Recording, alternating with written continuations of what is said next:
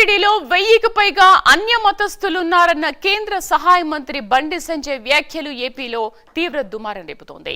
ఇక బండి వ్యాఖ్యలను టీటీడీ మాజీ చైర్మన్ భూమన కరుణాకర్ రెడ్డి తప్పుపట్టారు. బండి సంజయ్ వ్యాఖ్యల వెనక కుట్ర దాగి ఉందన్న అనుమానం కలుగుతోందని ఆరోపించారు.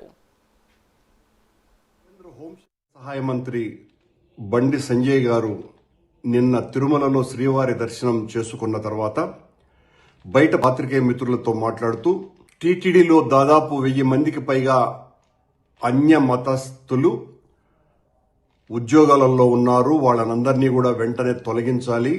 నేను కోరటం లేదు, హెచ్చరిస్తున్నా. టీటీడీ బుద్ధి మారలేదు, ప్రభుత్వం పట్టించుకోవటం లేదు అని తీవ్రమైనటువంటి ఆరోపణ చేశారు.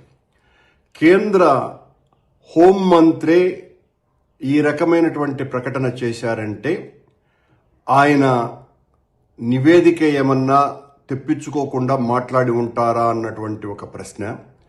అందులోనూ పక్కనే ప్రస్తుత టీటీడీ పాలక మండలి సభ్యుడిని పెట్టుకొని మరీ ఆయన ఆ ప్రకటన చేయటం జరిగింది. ఒక పూర్వ అధ్యక్షునిగా నేను బండి సంజయ్ గారి ఆ మాటల్ని తీవ్రంగా ఆక్షేపిస్తున్నా.